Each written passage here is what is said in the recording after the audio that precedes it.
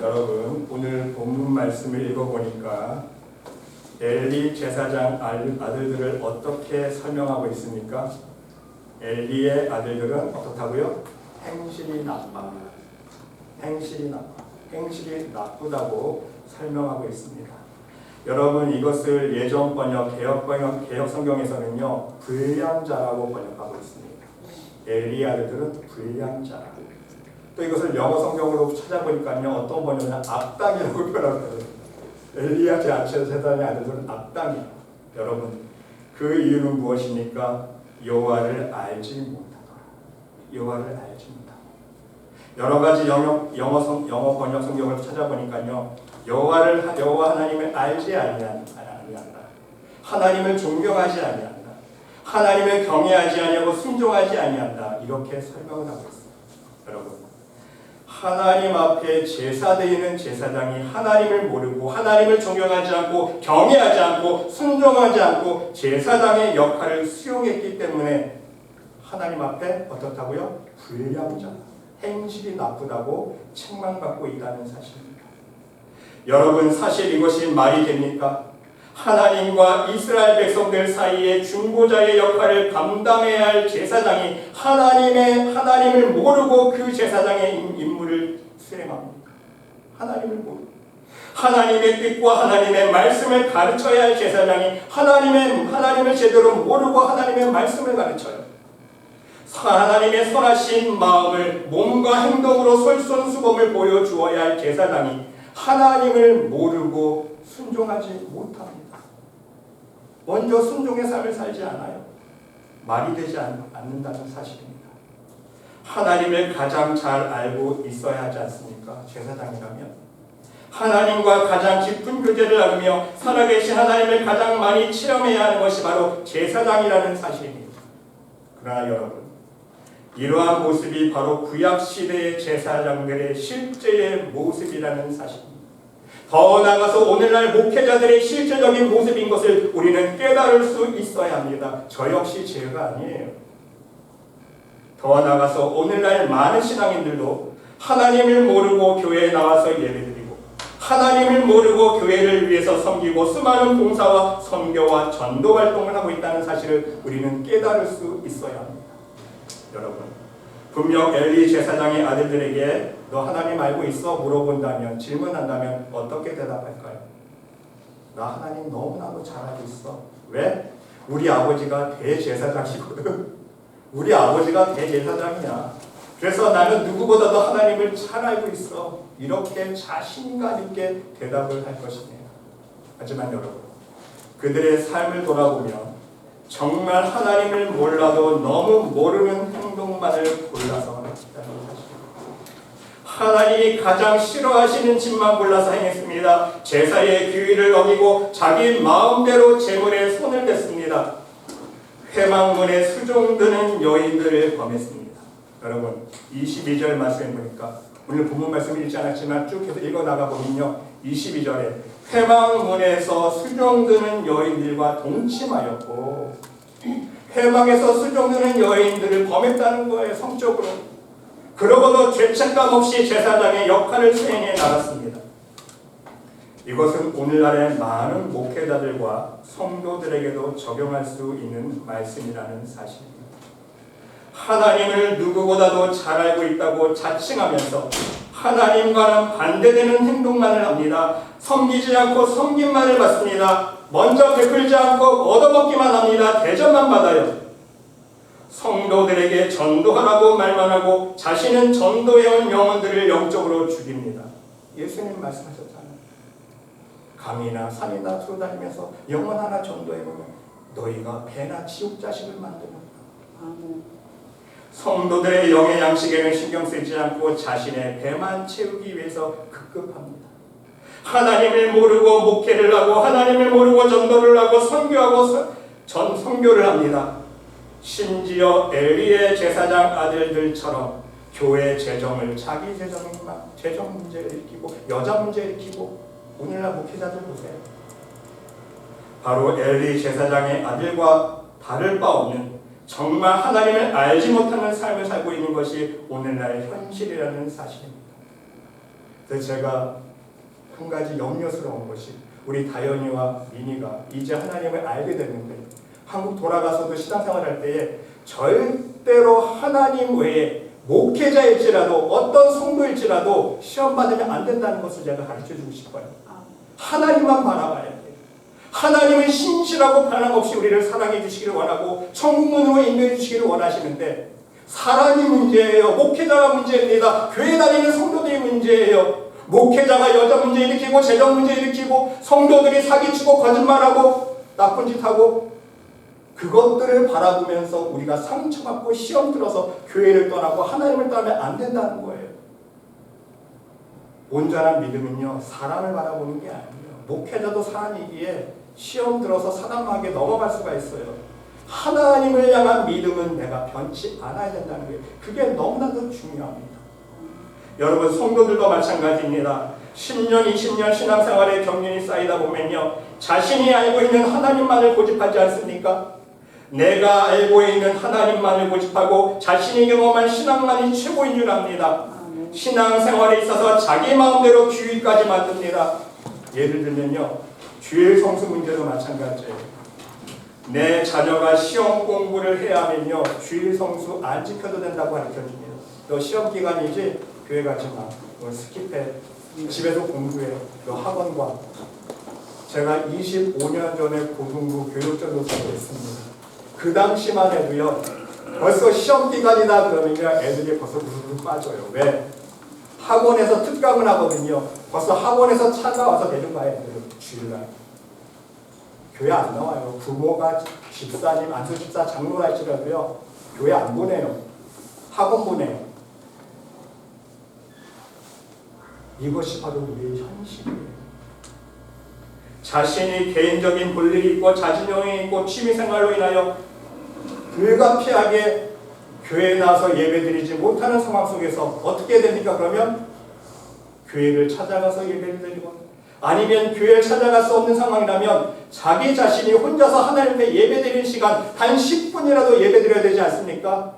하나님 앞에 예배드리는 시간을 가져야 돼요. 하나님을 생각하는 시간을 가져야 돼요. 그게 예배 아닙니까? 자기 바쁘다고, 자기 여행 중이라고, 자기 취미생활 한다고 하나님은 까마득하게 잊어버리고 주일 성수는 스킵. 하나님 생각은 1도 안 해요. 하나님 기뻐하실까요? 찬송 부를 수 없는 상황이면요, 말씀 한 절이라도 읽고 기도해야 돼요. 성경책도 없으면요, 조용히 1분, 2분, 몇 분이라도 하나님 앞에 묵상하며 기도하는 시간을 가져야 됩니다. 하나님을 생각하는 시간을 가져야 돼요. 하나님 그걸 원하십니다. 그게 주일 성수 지키는 거예요. 어디에 있든지. 근데 자기 바쁘다고, 자기 놀러 다닌다고 하나님 가득하게 잊어버리고, 주일날 하나님을 기억하는 날 하나님 앞에 기도 1분도 안 하는 그런 모습을 우리는 절제 삼갈 수 있어요. 예물 드릴 때도 마찬가지입니다. 하나님은 돈으로 섬기는 것이 아니라고 마음으로 섬기면 된다고 위안을 스스로 삼습니다. 하나님 앞에 드려야 할 예물을 자신을 위해서 사용하고, 하나님 앞에 드려야 될 예물을 세상 것을 누리기 위해서 사용하고, 하나님 앞에 드려야 될 예물을 자기 자신을 위해, 자기 자식을 위해서 다 쏟아부어 놓고, 하나님 앞에 드려야 될 예물은 하나님 앞에 드려야 되는 거예요. 교회 봉사도 마찬가지 아닙니까? 내가 시간이 남으면 하는 것으로 말로만 때웁니다. 지금은 상황이 안 되니까 어쩔 수 없다고 묵인해버립니다. 전도도 마찬가지예요. 무슨 나 같은 사람이 전도하냐고 겸손한 척 회피해버립니다. 여러분, 반대로 열심 내는 신앙인들도 마찬가지 아닙니까? 하나님의 마음과 하나님의 방법은 생각하지 않아요. 단지 내 열심만 냅니다. 내 방법, 내 경험만 고집해요. 그 결과 마르다와 같은 자세로 봉사하지 않습니까? 여러분, 마르다 보세요. 사람에 대한 미움과 원망으로 봉사했어요. 그렇죠? 일에 대한 염려와 근심과 분주함으로 일했습니다. 그 결과 예수님께 책망받았습니다. 칭찬받은 게 아니에요. 아니함만 못하다는 뜻이에요.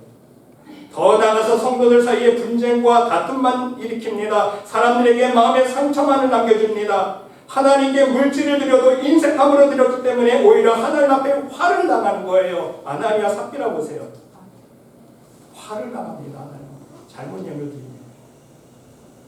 하나님을 똑바로 알아야 됩니다. 그러기에 여러분, 오늘 이 시간 우리는 하나님을 알지 못하는 엘리 제사장 아들들의 모습을 바라보면서, 더 나아가서 오늘날 전부는 아니지만 많은 하나님을 모르고 목회하는 목회자들을 바라보면서, 더 나아가서 하나님을 모르고 신앙생활하는 성도들을 바라보면서 진정 하나님을 안다는 것은 무엇인지 그것을 깨닫기를 원합니다. 여러분, 하나님을 안다는 것은요, 먼저 1단계, 3단계가 있습니다. 1단계가 뭐냐면요, 좋으신 하나님을 먼저 체험할 수 있어야, 마치 어린아이가 부모의 존재를 알아가는 과정과 똑같습니다. 여러분, 갓난아이가 어떻게 부모를 알아갑니까?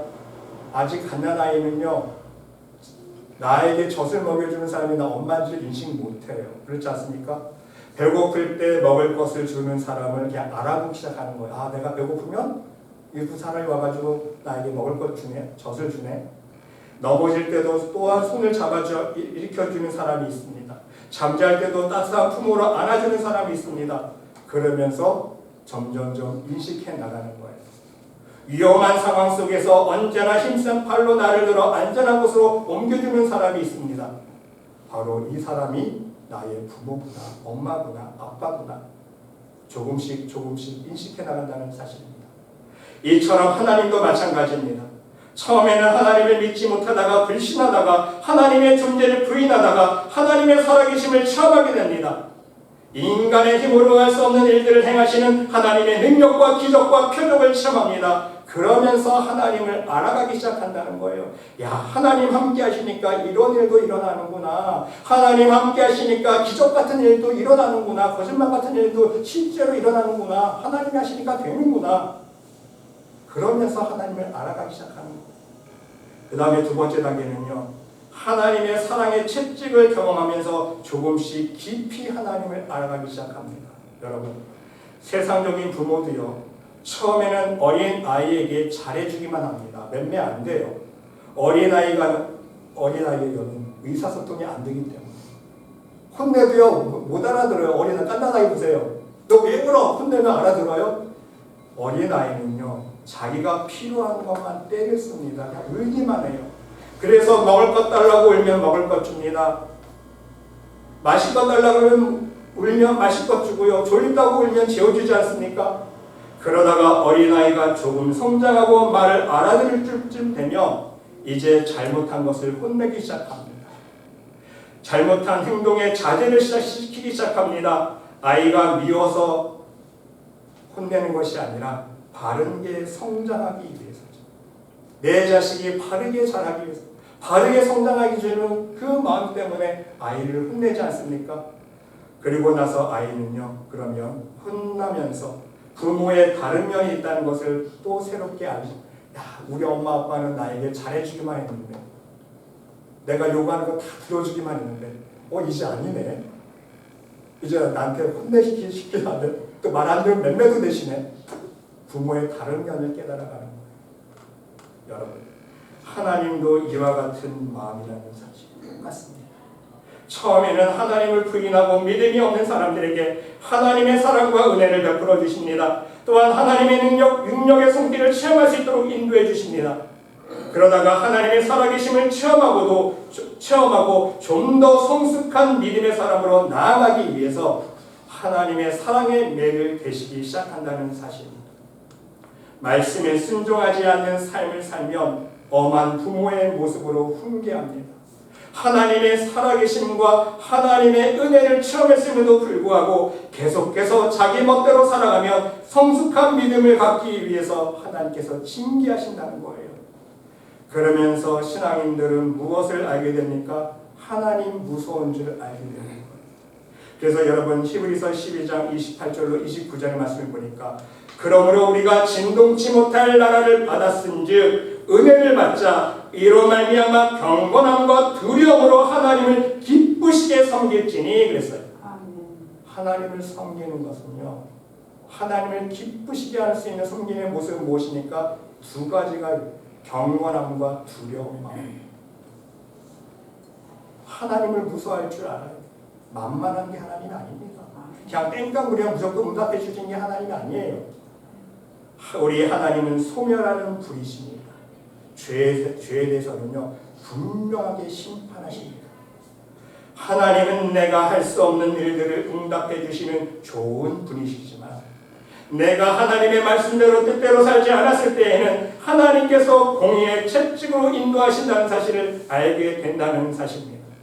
그러면서 점차 하나님을 두려움으로 경외하기 시작한다는 사실. 여러분, 제가 간증 하나 하면요, LA에서 우리가 가족교회 할 때 집사님 한 분이 계셨는데 아들이 둘인데, 둘째 간증이 너무 많은데 한 가지만 할게요. 둘째 아들이 있었는데 처음에는 하나님 믿으니까 너무너무 좋았어요. 야, 엄마 우리 하나님 믿어서 우리 뺑 잡아서 너무너무 좋아하다가 이 둘째 아들이 공부하기 싫어하는 거예요. 맨날 공부는 안 하고 오락만 하고 게임만 하고 공부에 집중 한 5분도 못하는 아이였어요. 그래서 하나님이 귀찮으면서 서거나 그러면 안 돼. 또 공부도 좀 해야지. 오락 좀 그만해. 이거 하지 말라 저거 하지 말라 자꾸 하니까 하루는 성질을 팩 내면서 이거 하지 말라 저거 하지 말라. 나 괜히 하나님 믿었나 봐. 이것도 하지 말라고 저것도 하지 말라고 성질을 확 내면서 2층으로 확 올라가는 거예요. 2층 올라가자마자 엄마 팔이 안 움직여요. 하나님을 불평하고 원망하고 성질내면서 올라가자마자 팔이 안 움직인다. 그때 집사님도 예감을 딱 했고 우리도 다 같이 예감을 했어요. 하나님이 움직여. 하나님을 원망하는 순간, 나 괜히 하나님 믿었나 봐. 그런 순간 팔이 안 움직여. 그러니까 집사님이 좀 서원아, 너 빨리 회개해. 너 하나님 원망했잖아, 불평했잖아. 회개하니까 다시 팔이 풀리는 거야. 그러던 내가요, 고등학교를 들어가는데 일반 고등학교도 아니에요. 이미 대학 과정을 공부하는 특수학교인데 거기는 아무나 못 들어가거든요. 하나님의 은혜로 걔가 인터뷰를 잘해서 합격은 했는데 이제 걱정을, 얘가 거기 들어서 어떻게 공부를 따라갔냐 말이죠. 야, 서건아, 너 공부하기 싫지? 너무 방학 동안에 이제 너 고등학교에 들어가야 되는데 너 성경 하나님 말씀 2번만 통독해. 너 공부 안 해도 돼. 방학 동안에 성경 2번만 통독하고 너 놀아도 돼. 그러니까 나 하겠다 그래서 실제 성경을 2번 통독했어요. 하나님이 지혜를 주셨는데요. 얘가 처음부터 1등 한 게 아니라 점점 하다가 2등 하다가 갑자기 1등으로 올라가는 거예요. 대학 과정을 공부하는 특수고등학교인데 거기서 1등을 하는 거예요. 이렇게 좋으신 하나님. 하나님께서요, 몇몇도 계시지만 하나님 앞에 또 열심히 말씀하는 건 하나님께서 이렇게 지혜 주셔서 축복해 주신다는 말씀. 그러면서 여러분, 우리는 3단계까지 나갈 수 있어요. 우리는 하나님의 찢어지는 희생의 마음, 그 하나님의 사랑의 마음을 알게 되면서 이제 하나님의 입장에서 하나님의 마음을 헤아릴 수 있는 성숙한 믿음의 사람이 될 수 있어야 합니다. 여러분, 자식이 언제 틀집니까? 사람이 언제 철드는지 아세요? 결혼해서 자신과 닮은 자식을 낳아보면, 그래서 키워보면 철이 든다고 합니다. 이 철은 무엇을 뜻합니까? 어떤 철입니까? 부모의 마음을 부모의 입장에서 헤아릴 줄 아는 그 성숙한 마음이라는 사실입니다. 예전에는 몰라요. 예전에는 부모의 희생적인 사랑이 당연한 줄만 압니다. 부모가 나를 키울 때 어떤 마음으로 키우는지 이해를 못해요. 하지만 나도 자식을 나 닮은 자식을 키워보면요, 이제 이해가 되는 거예요. 야, 얼마나 우리 부모님이 나를 위해서 희생하셨는지, 고생하셨는지, 얼마나 애간장 태우면서 나를 키우시는지 알게 된다는 거예요. 그러면서 철이 듭니다. 조금이나마 그 마음을 동감해 볼 수 있기 때문인 것입니다. 여러분, 이처럼 우리 신앙인들도 마찬가지입니다. 이러한 단계의 성숙한 신앙을 가질 수 있어야 합니다. 하나님은 단지 능력의 하나님으로만, 나에게 항상 좋은 것만 주시는 하나님으로 생각하면 안 된다는 거예요. 나의 기도에 응답하시는 하나님으로만 여겨서는 안 된다는 사실입니다. 때로는 내가 잘못했을 때 나를 징계하시고 훈계하시는 하나님 아버지임을 알 수 있어야 합니다.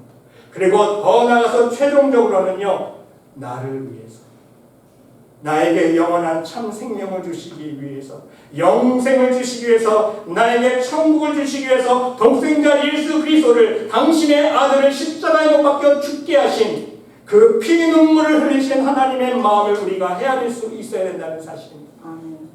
그래야 진짜 성숙한 믿음의 사람이 될 수 있다는 사실입니다. 이 마음을 헤아리기 위해서는요, 나도 역시 십자가에 못 박는 경험을 해볼 수 있어야 합니다. 나 역시 나의 죄와 피 흘리기까지 싸우는 영적인 싸움을 경험해 볼 수 있어야 됩니다. 다른 사람을 위해서 내 가진 것을 희생해 보고요. 또한 내 남의 자녀가 잘 되는 것을 위해서 내 자녀를 희생하는 그 마음 찢어지는 희생을 해볼 수 있어야 된다는 사실이에요. 이러한 단계까지 하나님의 마음을 알 수 있을 때에, 이러한 단계까지 하나님의 마음을 경험할 수 있을 때에 하나님은요, 우리에게 놀랍게 은혜를 부어주시고 하늘의 상급으로 인도해 주신다는 거예요. 생각건대 현재 고난은 장차 우리에게 나타날 영광과 좋게 비교할 수 없도다. 하나님이 갚아주시는 상급은요, 비교가 안 되는 거예요. 이 땅에서 우리가 하나님의 영광을 위해서, 하나님의 나라를 위해서 십자가를 지는 고난을 당할 수 있지만, 그 고난을 믿음으로 승리하면요, 하나님께서 하나님 나라에서 허락해 주실 그 영광과 그 상급과 멸관은요, 비교할 수가 없어요. 여러분, 이 세상에서 억만장자로 떵떵거리면서 살아보세요. 수십억짜리 고급 슈퍼카 타고 다니고 수천만짜리 대저택에서 살고 맨날 고급 뷔페 캐비어만 먹고 잠시 잠깐이에요. 여러분, 죽으면 끝이에요. 하나님 나라에 못 들어가면 다 물거품과 같은 인생이야. 그게 뭐가 좋습니까? 잠시 잠깐 이 땅에서 좋은 건데, 하나님 나라에서 허락하실 하나님의 은혜는요, 영광은요, 비교할 수가 없다는 거예요. 비교가 안 됩니다. 여러분, 저는 여러분 모두 할 수만 있으면 이 3단계까지 하나님을 알고 체험하는 하나님의 마음을 헤아릴 수 있는 신실한 믿음의 백성들이 될 수 있으시기를 이 시간 간절히 주님의 이름으로 기도드립니다. 하나님께서 다 채워주십니다. 그리고 여러분, 우리가 또 한 가지 우리가 오늘 말씀을 통해서 깨달아야 할 것이 있습니다. 바로 하나님을 알지 못하는 가장 큰 이유 두 가지입니다. 왜 하나님을 제대로 알지 못할까? 그 답이요, 29절에 나와 있습니다. 여러분, 오늘 본문 말씀을 계속 쭉 읽어나면 29절에 이렇게 나와 있어요. 내 아들들을 나보다 더 중히 여겨. 엘리 대제사장에게 하나님이 주시는 말씀입니다. 너의 아들들을 나보다 더 중히 여겼다는 것입니다. 여러분, 솔직히 생각해 보시기 바랍니다. 우리가 하나님을 알지 못하는 이유는 무엇입니까? 우리가 진정 하나님을 경외하며 존경하지 못하는 이유는 무엇입니까? 하나님보다 내 자식을 더 소중히 여기기 때문입니다. 하나님보다 내가 가진 물질을 더 소중히 여기기 때문입니다. 아닙니까, 여러분? 솔직히 하나님보다 내 명예, 내 가정, 내 생명, 이 세상 것을 더 소중히 여기기 때문인 것입니다. 하나님보다 더 좋아하고 하나님보다 더 사랑하는 이 세상에 그 무엇, 우상이 있다는 말씀이에요. 우상. 저와 여러분 마음속에 다 우상이 다 있어요. 여러분, 없는 사람 없습니다. 그러기에 자식에게 훈계하지 못하고 내버려 둡니다. 자식을 우상으로 만들어 버렸습니다. 하나님은 버려도 내가 모은 재물은 버리지 못하는 재물의 우상을 만들어 버립니다. 하나님의 영광보다 내 명예, 내 영광, 내 이름의 우상을 만들어 버립니다. 내 자신이 우상이에요. 내가 최고예요. 나밖에 몰라요. 그래서 하나님과 남을 위한 희생은 생각하지도 못하고 나만을 위한 삶으로 빠져들어가는 거예요. 나만을 위해서. 엘리 제사장의 아들들의 결말을 여러분 보시기 바랍니다. 하나님을 알지 못했다고 기록하고 있습니다. 그 이유는요, 첫 번째, 아버지 엘리 대제사장에게 1차적인 책임이 있습니다. 하나님보다 자신의 아들들을 더 소중히 여겼기에 아들이 우상이 되어버렸습니다. 하나님께 크나큰 범죄를 하는 모습을 보고도 묵인해버렸습니다. 이것이 문제라는 거예요. 말로만, 얘야 그러면 안 된다, 말로만 그런 짓 하면 그만해야지, 말로만 타일렀습니다. 24절 말씀을 보니까요, 내 아들들아 그리하지 말라. 내게 들리는 소문이 좋지 아니하니라. 너희가 여호와의 백성으로 범죄하게 하는도다. 말로만 타일렀다는 거예요. 내가 소문 들어보니까 너희가 이렇게 나쁜 짓 하고 있는데 하지 말라 말로만 타일른 거예요. 너희가 여호와의 백성으로 범죄하게 하는도다. 너희의 그 나쁜 행실, 불량자와 같은 모습, 하나님 앞에 제단 앞에 드린 그 제물을 마음대로 갈취하고 수종되는 여인들을 범하고 그 모습들을 백성들이 보면서 범죄하게 하는도다. 시험 들게 했다는 거예요. 그렇게 하지 말라. 말로만 타이릅니다. 그 결과가 무엇입니까? 하나님께서 징계하십니다. 하나님께서 보시다 참다 못해서 이제는 안 되겠구나. 그러면서 하시는 말씀이 너희 가문에 노인이 없게 될 것이다. 너희 가문 대대로 이제 단명한다는 거예요. 일찍 죽는다는 거예요. 그 징표가 무엇인지 아십니까? 너희 두 아들이 한날에 죽으리라. 너희 두 아들, 우상이 되어버린 네가 애지중지하는 그 두 아들을 한날에 내가 데려가겠다. 그것이 징표가 되리라. 이것이 하나님의 응답입니다.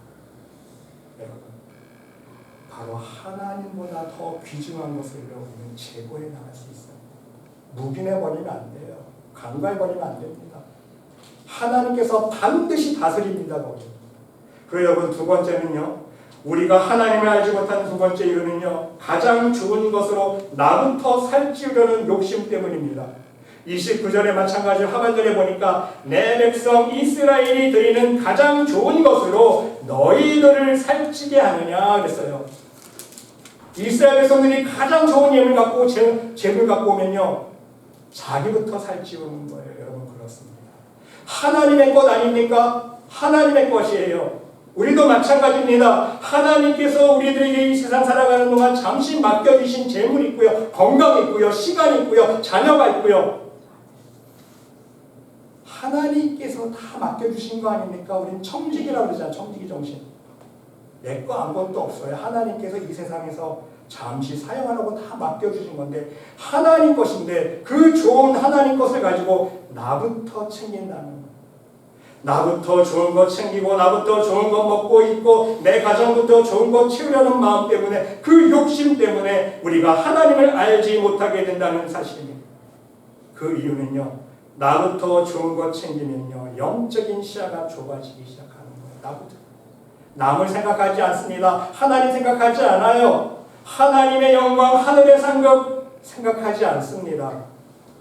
이 땅의 것만 바라보는 거예요. 나부터 좋은 것 취하려고 합니다. 이 땅의 것만 보는 거예요. 다른 사람 보이지도 않아요. 다른 사람 보이지 않잖아요. 하나님이 보입니까? 하늘나라가 보여요? 안 보여요. 단지 눈앞에 보이는 쾌락, 정력, 좋은 것, 맛있는 것, 좋은 옷, 명품, 그거밖에 안 보이는 거예요. 시야가 좁아지는 거예요. 하나님을 생각할 여력이 없는 거예요. 이러한 욕심과 인색함 때문에 하나님 앞에 그물이 생기는 거예요. 걸림, 죄에 막힌 땅이 생긴다는 사실입니다. 여러분, 나부터 좋은 것 챙기려는 마음뿐인데 어떻게 우리가 먼저 남을 생각합니까? 어떻게 하나님을 생각할 여유가 있겠습니까? 진정 하나님을 모르는 영적인 맹인이 될 수밖에 없다는 사실입니다. 여러분, 우리 오늘 말씀을 명심할 수 있으시기를 바랍니다. 오늘 말씀을 보면 엘리 제사장의 아들들은 하나님의 성전에서 봉사하는 이 제사장들을 행실이 나쁘다고 불량자라고 말씀하고 있습니다. 정말 우리들에게 충격적인 말씀이 아닐 수 없습니다. 바로 하나님을 믿고 있지만, 신앙생활은 하고 있지만, 하나님의 일은 이 모양 저 모양 하고 있지만 하나님을 바로 알지 못하기 때문에, 온전한 하나님의 뜻을 알지 못하고 행하기에 하나님께는 불량자의 모습으로 상달된다는 사실입니다. 말이 불량자이지 하나님 보실 때는요, 도적의 모습입니다. 깡패의 모습이에요. 하나님께는요, 거지의 모습입니다. 하나님께는요, 신용불량자의 모습으로 비춰진다는 사실입니다. 그렇기 때문에 마태복음 7장에서 예수님께서 말씀해 주시는 거예요. 불법을 행하는 자들아 내게서 떠나가라. 나는 도무지 너를 알지 못한다. 예수님께서 속마음으로 한 가지 빼놓은 게 있으실 거예요. 불법을 행하는 자들아 내게서 떠나가라 말씀해서, 너희들 내가 너 모르는데 너희들은 불량자야. 불법 행했잖아. 그게 바로 예수님 마음 아닐까요? 정확한 답을 주고 있다는 사실. 하나님을 진정 모르고 선지자 노릇하고, 하나님을 진정 모르고 권능을 행하고, 하나님을 진정 모르고 귀신을 내쫓으니까 예수님 앞에서 외면당한다는 거예요. 나도 모른다. 불법을 행하는 자, 불량자라는 뜻이죠. 우리가 하나님을 모르고 알지 못하고 살았기에 신앙생활했기에 예수님도 우리 하나님도 나는 너를 모른다고 알지 못한다고 외면하신다는 말씀입니다. 그러므로 여러분 진정으로 말씀을 드립니다. 우리는 이제 하나님께 불량자의 모습으로 살아서는 안 된다는 사실. 절대로 불량자의 모습으로 살지 마세요, 여러분. 오늘 이 시간부터는 하나님 앞에서 불량자의 모습을 깨끗이 청산할 수 있으시기를 바랍니다. 완벽한 청산할 수 없지만 노력하셔야 돼요. 매일매일. 사도 바울의 고백처럼 날마다 말씀에 쳐서 십자가에 못 박은 삶을, 그것이 바로 나의 불량자의 모습. 하나님 앞에서 내가 하나님을 알지 못하면서 아는 척 교만하게 세상 것만 욕심을 품고 하나님을 모르고 신앙생활하는 그 불량자의 모습을 청산해 나가는 모습이에요. 회개 작업입니다. 그 방법은 무엇입니까? 하나님을 알면 돼요. 하나님의 살아계심과 그 능력을 알면 됩니다. 우리를 바른 길로 인도하여 주시고자 하는 그 하나님의 사랑의 징계를 알면 됩니다. 하나님의 진정한 피눈물 나는 그 희생의 마음을 알면 돼요. 하나님께서 어떤 마음으로 그 가장 사랑하는 독생자 예수 그리스도를 십자가에 못 박혀 죽게 하셨는지 그 마음을 알면 됩니다. 그 마음을 안 알면요, 어떻게 살 수밖에 없습니까? 이 세상 무엇보다도 하나님을 가장 소중히 여길 수밖에 없어요. 아멘. 하나님보다 더 사랑했던 걸 내려놓는, 하나님을 가장 사랑했어요. 귀하게, 소중하게 하나님을 진정 경외하며 살아갈 수밖에 없다는 것이 사실입니다. 그러기에 하나님께서 나에게 임시로 세상에 맡겨주신 내 재물, 내 건강, 내 재능, 나에게 주어진 모든 삶의 시간들을 통해서 하나님 나라를 위해서, 하나님의 영광을 위해서 사용할 수 있게 된다는 사실이에요. 이러한 순종의 삶을 살아갈 때에 하나님께서 우리에게 약속해 주신 그 구원의 약속, 그 영생의 약속이 이루어진다는 사실입니다. 여러분 요한복음 17장 3절 말씀 보세요. 정말 오늘 말씀과 정확히 떨어집니다. 영생은 그랬어요. 여러분 다 아시는 말씀 아닙니까? 영생은 곧 유일하신 참 하나님과 그가 보내신 자 예수 그리스도를 어떻게 하는 거예요? 아는 것입니다. 아는 것. 진짜 하나님을 알아야 돼요. 진짜 예수님을 알아야 됩니다. 하나님을 모르고 하나님의 뜻을 모르고 하나님의 마음을 모르고 아무리 예배 많이 드려보세요. 하나님 예배 안 받으세요. 아무리 많은 예배를 드려보세요. 하나님 안 받으십니다. 나 땅에 떨어져요. 아무리 많이 봉사하고 전도해보세요. 하늘의 상급 안 쌓여요. 하나님을 모르고 하니까. 진정 하나님의 마음을 알고 하나님 앞에 예배드려요.